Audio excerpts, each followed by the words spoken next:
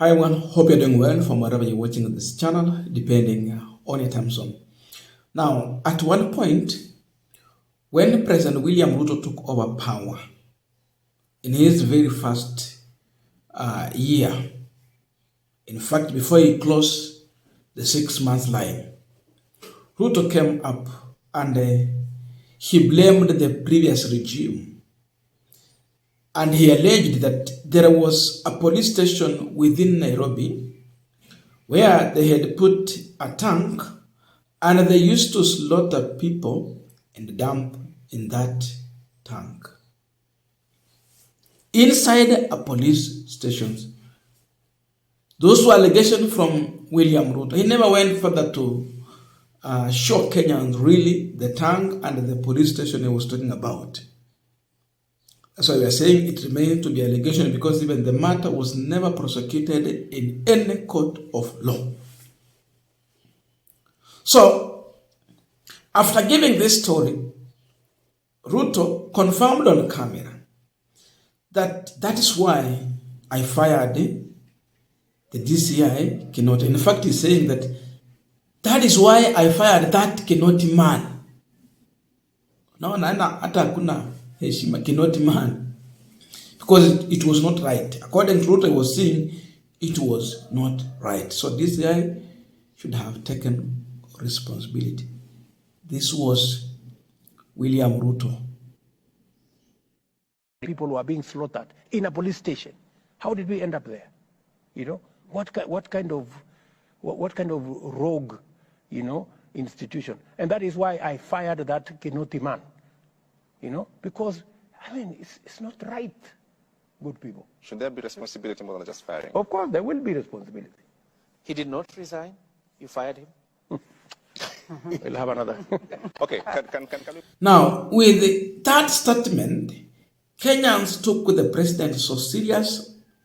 There are those who believe that finally we have a president who is going to save this country from such kind of bad reputation. Today, we are talking about the murder of Albert Ojwang in a police cell within Nairobi. Not in Karura Forest or elsewhere, in a government institution, government property. And this is under the leadership of President William Ruto. We have DCI Amina Mohammed.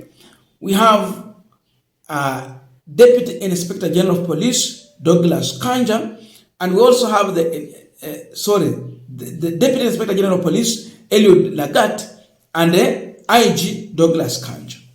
Wote wako chini ya uongozi wa Mheshimiwa William Ruto. A Kenyan has died. People have went to the street. The reality is that the people who are involved in this death.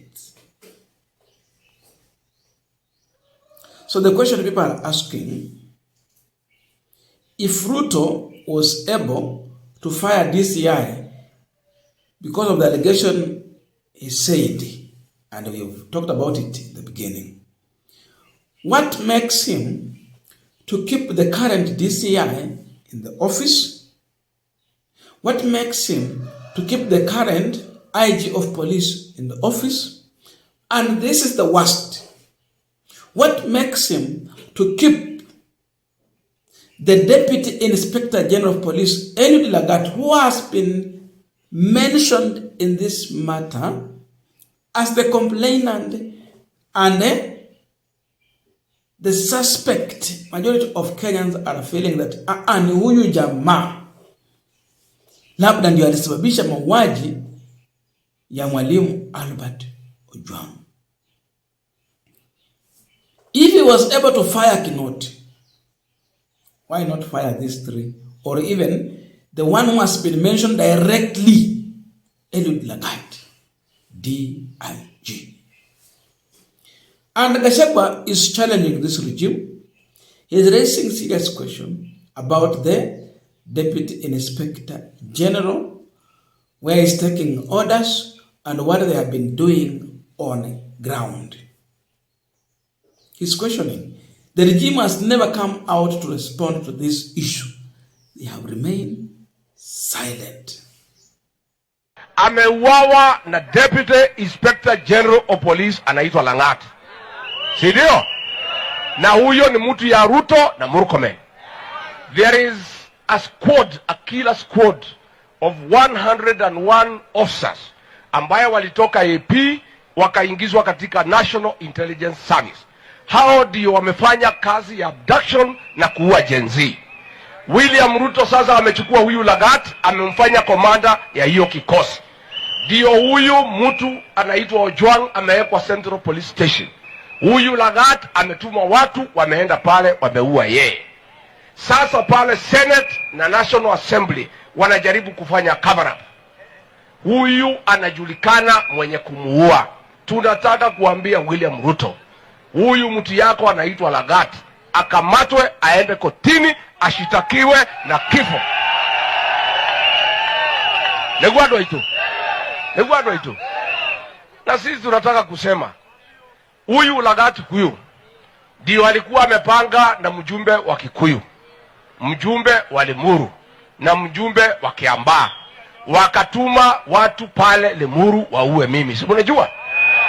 Na huyu Lagat ndiye aliambia polisi wakae kando. Ndio huyu mjumbe wa Kikuyu ambaye ndio msaliti mkuu wa hii jamii yetu. Si ndio? Na ile kijana ingine ya Kiambaa. Now, I want us to continue with the panel discussion. But before we go on, I have a quick and humble request. For those who are watching this channel and you have not yet subscribed, please consider subscribing. To our returning subscribers, I must say thank you so much. And again, to all our viewers, please give this video a thumbs up. Thank you so much, and back to our discussion. There is no way Kenyans are going to take President Ruto serious if Eliud Lagat will continue to serve in his capacity as the DIG. What Kenyans would want to see is what Ruto did to Kinoti. Fire the Deputy Inspector General and let the other two to receive a warning. Because DCI has been mentioned somewhere because his officers were involved in this matter. Muhusika ama mtuhumiwa kuna mahali amehusika kwa mikono ya DCI. Kuna mahali wanahusika. Kuna kiongozi wa DCI.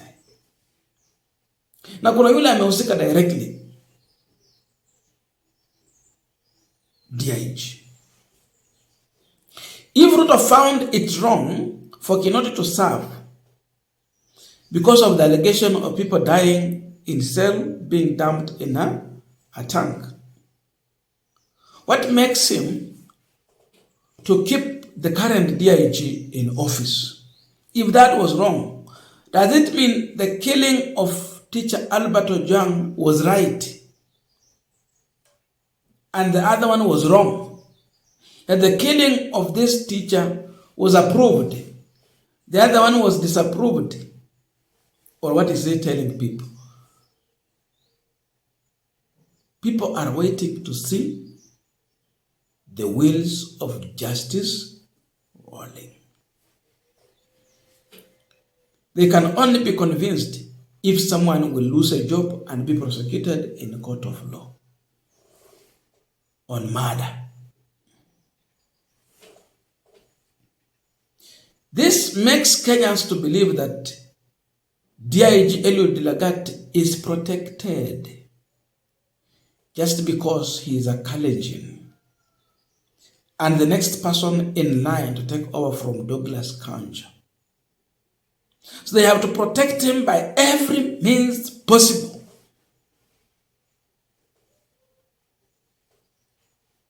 But Gachagwa has told us the assignment that he was given. Imagine if Gachagwa's allegations are true. Where are we heading to? Are we safe? There's no difference between having these policemen, and the way they operate. Hakuna tofauti na wale huwa tunasema Uganda wako nao. Sijui wanapiga wanasiasa, wanaua mwananchi. I mean, hata hii Kenya ni worse. It is worse. Before tuongee kuhusu neighbor, tujue yetu ni mbaya zaidi. So if he condemned the other one when he was taking over office, what makes him not to condemn this and take serious action against those who have been mentioned? In fact, even if Lagat was not involved, as long as he complained and this issue has come out, it puts him in a bad place. So one good thing you can do is just to resign. Or at least even step aside. The reality is that Douglas Kanja, Amina Mohamed, Eliud Lagat should have resigned by now. Even going further to read a false statement in public, it was a big mistake. They should have just resigned. In a developed democracy, that is what should have happened. But it took happen. And this video is here to remind William Ruto of what he told us and what we are going through as Kenyan people. I don't know your views, but please let us know in the comment section to continue with this discussion. Thank you so much, and see you in our next video.